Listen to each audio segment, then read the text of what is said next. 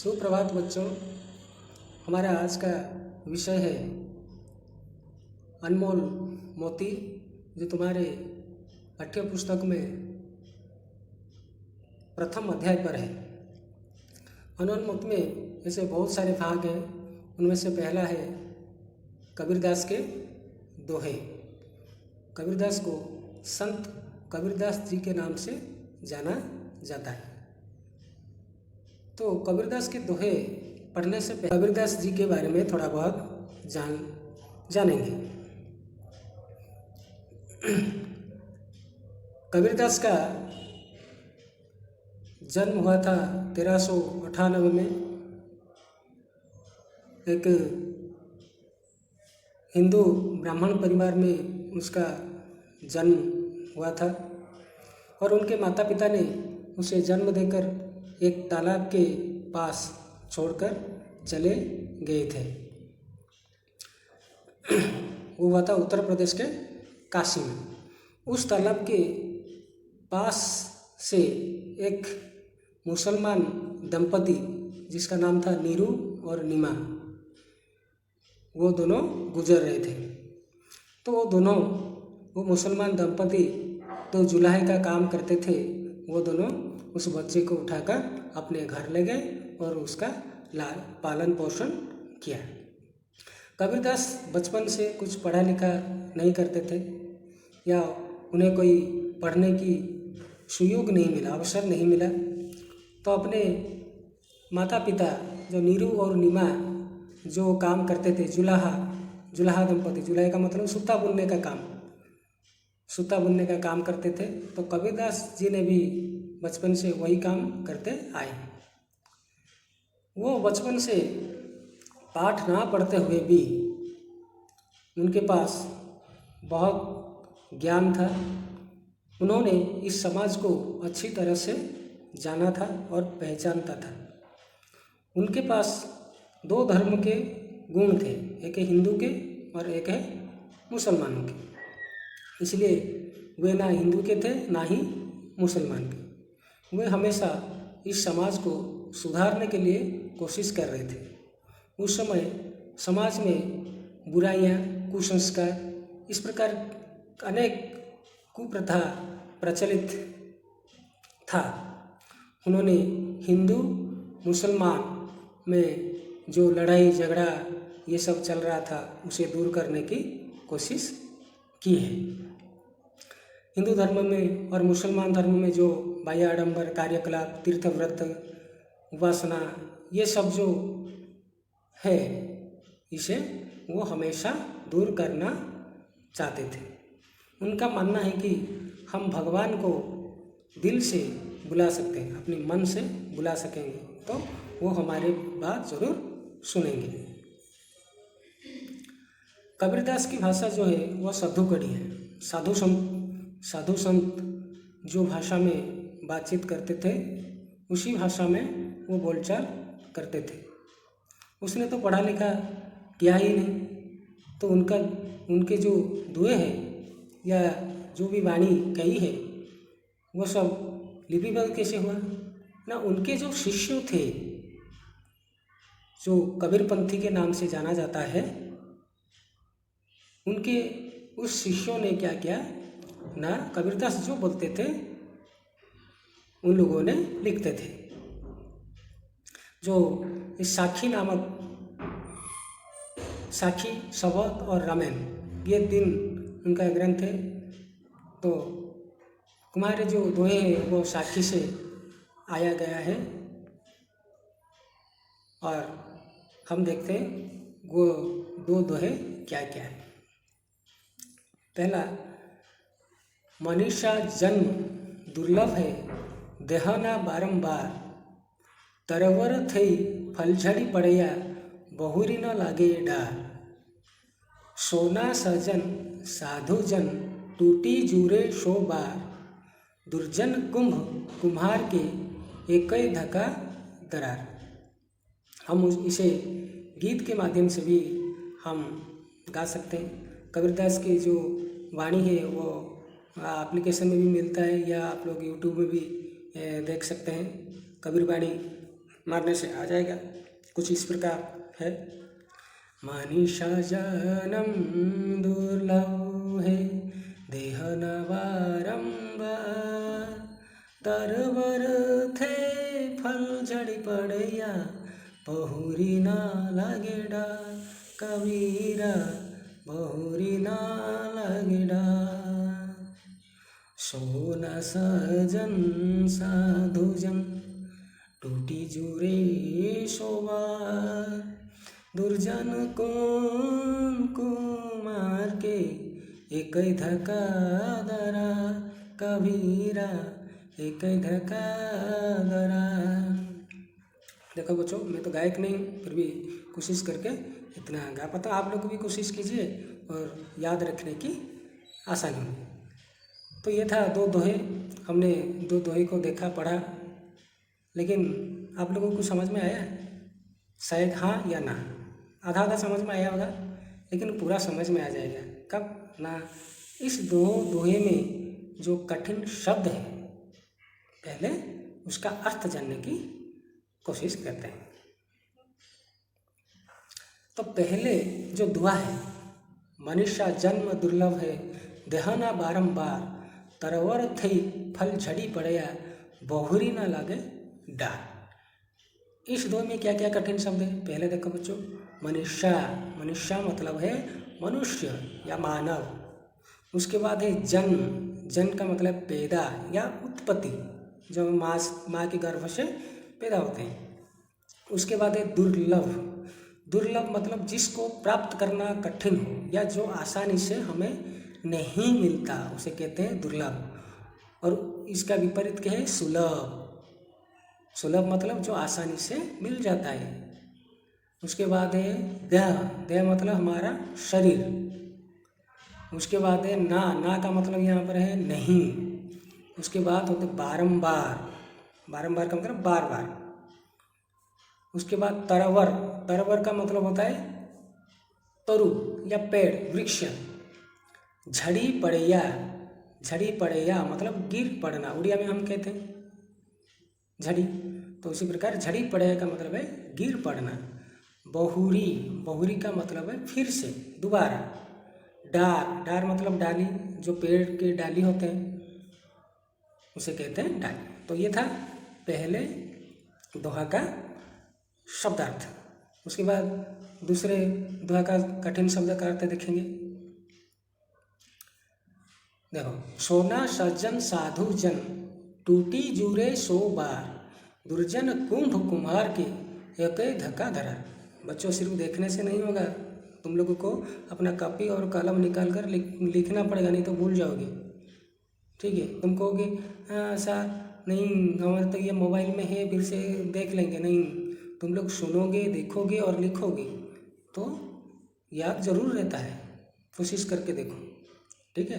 तो चलो देखते हैं ये दूसरे दोहे का जो कठिन शब्द है उनका अर्थ देखेंगे।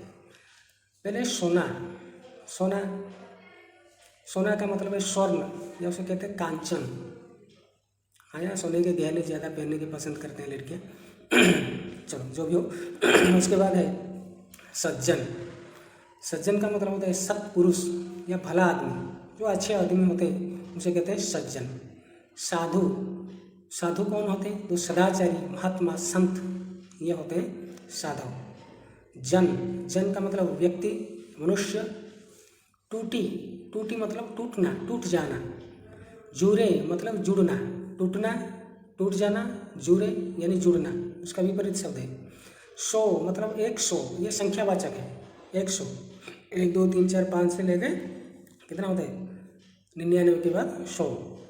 दुर्जन, दुर्जन का मतलब दुष्ट व्यक्ति, यह सज्जन का विपरीत शब्द है, दुष्ट व्यक्ति। सज्जन का मतलब सत्पुरुष, भला आदमी। दुर्जन का मतलब होता है दुष्ट व्यक्ति, जो बुरा व्यक्ति, वो है दुर्जन। कुंभ, कुंभ तो बच्चे आजकल दिखने को नहीं मिलता है। घड़ा, मिट्टी से निर्मित कलश जो कुम्हार बनाता है मिट्टियों से, घड़ा कहते हैं, कुंभ भी कहते हैं। कुम्हार, कुम्हार, कुम्हार का मतलब होता है कुंभकार, मिट्टी के बर्तन बनाने वाला व्यक्ति, जो मिट्टी से बनाते हैं घड़ा, जो बनाने वाले होते हैं वो होता है कुम्हार या कुम्हार। एकई, एकई का मतलब होता है एक। धक्का, धक्का का मतलब होता है धक्का या झुमका। दरार, दरार का मतलब होता है फटना, मिटना या मतभेद। यहाँ पर होगा मतभेद होना, ठीक है, फटना भी होगा। तो हमने दो दोहे के कठिन शब्द के अर्थ जाना। अब देखेंगे उसका भावार्थ क्या है। अभी तो कुछ कुछ समझ में आ गया होगा तुम लोगों को, ठीक है, अभी बाकी चलो देखते हैं। देखो ये जो पहला दोहा है, पहला दोहा क्या है, फिर से हम दोहराते हैं। मनीषा जन्म दुर्लभ है, देहाना बारंबार, तरवर थई फल झड़ी पड़या, बहुरी ना लागे डार। संसार में मनुष्य का जन्म दुर्लभ होता है ना। संसार में सबसे श्रेष्ठ प्राणी कौन है, वो है मनुष्य।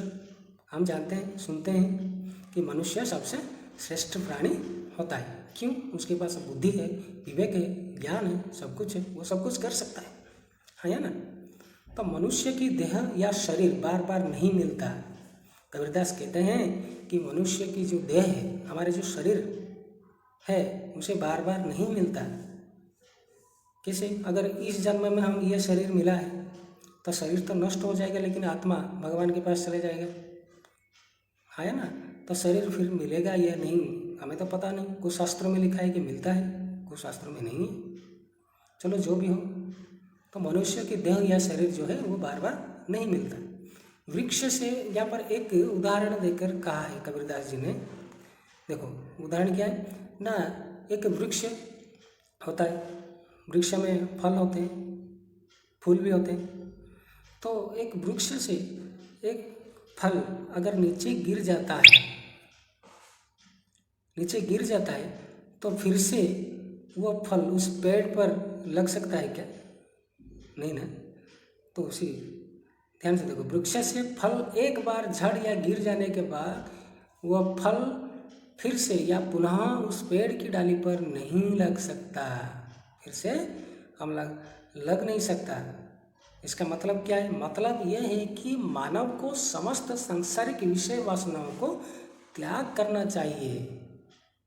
इस क्षण भंगुर शरीर के रहते साधना के जरिए ईश्वर की उपासना करनी चाहिए, तभी दुर्लभ मानव जीवन का सदुपयोग हो सकेगा। तो कबीरदास जी ने इस दोहे के माध्यम से हमें यह समझाना चाहते हैं कि मनुष्य का देह जो है या शरीर जो है वो हमें बार बार प्राप्त नहीं होता, मिलता नहीं है। इसलिए हमें कुछ अच्छा करनी चाहिए, है ना। क्या करनी चाहिए ना, सांसारिक विषय वासनाओं को त्याग करना चाहिए। ये सांसारिक विषय वासनाओं क्या है? हाँ, हम जो विवाह करते हैं, बच्चे पैदा करते हैं या पैसे मोह माया के पीछे भागते हैं, ये सब जो विषय वासना हो, इसे त्याग करना चाहिए, है ना। तो इस क्षण भंगुर शरीर, ये शरीर आज है कल नहीं रहेगा, है ना। लेकिन इस शरीर जब तक है हमारे पास, तब तक हम ईश्वर की उपासना कर सकते हैं या करनी चाहिए, तभी दुर्लभ मानव जीवन का सदुपयोग हो पाए। इसलिए जब तक हमारे शरीर है तब तक हमें क्या करना है? भगवान को स्मरण करना है, भगवान की आराधना करनी चाहिए, ठीक है। लेकिन ये शरीर चला जाएगा तो हम कुछ नहीं कर पाएंगे, हाँ या ना बच्चों। चलो अभी तो तुम लोग इस पहले दोहे को समझ गए होंगे, तो चलो देखते हैं दूसरे दोहे का भावार्थ क्या है। सोना सजन साधु जन, टूटी जूरे सो बार, दुर्जन कुंभ कुम्हार के एक धक्का धरा। सोना सजन, सोना का मतलब हम जाना स्वर्ण, सजन का मतलब अच्छे व्यक्ति, साधु का मतलब महात्मा, जन मतलब व्यक्ति, टूटी मतलब टूटना, जुड़े मतलब जुड़ना, 100 बार मतलब 100 बार। तो इस दोहे के माध्यम से हमें कबीरदास जी क्या कहना चाहते हैं? सज्जन और साधुजन, सज्जन और साधुजन सोने जैसे होते हैं।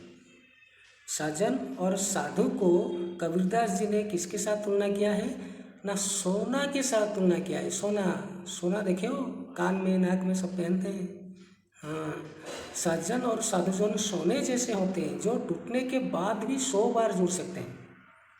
देखो, सोना अगर टूट जाए तो हम उसे जाकर फिर से बना सकते हैं, या एक चीज़ पसंद नहीं आती है तो वो उसको फिर से टूट के दोबारा बना सकते हैं। वो टूटने से जुड़ सकता है, एक बार नहीं 100 बार भी अगर वो टूट जाए तो वो फिर से जुड़ सकता है।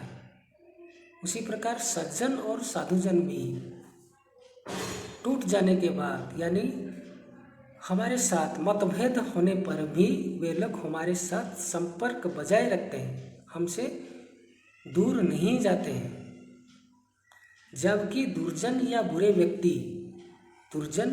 व्यक्ति जो है वो कुम्हार के घड़े जैसे होते हैं। यानी कुम्हार जो मिट्टी के बर्तन बनाते हैं उसे कुम्हार कहा जाता है। वो क्या बनाते हैं? घड़ा बनाता है। तो दुर्जन व्यक्ति किसके समान होते हैं? ना कुम्हार के घड़े जैसा, यानी दुर्जन व्यक्ति को कुम्हार के घड़े के साथ तुलना किया गया है। घड़ा क्या होता है ना, जो एक धक्के या झटके से टूट जाता है।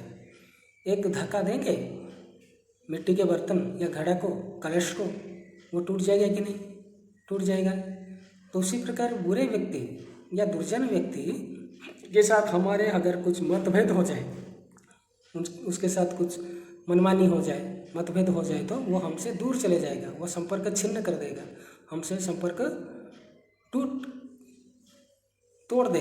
तोड़कर वो दूर चला जाएगा। मतलब क्या है ना, सज्जन लोग सर्वदा मित्रता बनाए रखते हैं। सज्जन लोग जो अच्छे व्यक्ति होते हैं, महात्मा जो होते हैं, वो हमेशा जितने भी मतभेद हो जाए, झगड़ा कर लो, वो हमें कभी छोड़कर नहीं जाएंगे, हमारे साथ संपर्क बजाय रखेंगे। लेकिन दुर्जन व्यक्ति, उनके साथ जरा सा मतभेद हो जाए तो क्या होगा ना, वो हमसे अलग हो जाएंगे।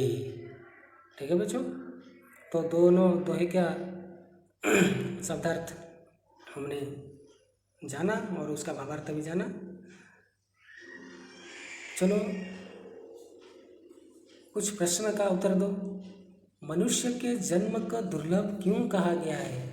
बता। हाँ, मनुष्य के जन्म को दुर्लभ कहा गया है क्योंकि ये शरीर जो है हमें बार बार नहीं मिलता है। दूसरा प्रश्न, क्या बारंबार नहीं मिलता? क्या नहीं मिलता? हाँ, क्या? शरीर या देह। सज्जनों की तुलना किससे की गई है? सज्जनों की तुलना, हाँ, किसे? स्वर्ण, सोना, कांचन से, सोना के साथ किया गया है। ठीक है। कुम्हार का कुंभ किसे कहा गया है? कुम्हार का कुंभ दुर्जन व्यक्ति को कहा गया। हाँ, बढ़िया है। कौन टूट जाने के बाद जुड़ नहीं सकता? कौन टूट जाने के बाद जुड़ नहीं सकता? कुम्हार का घड़ा।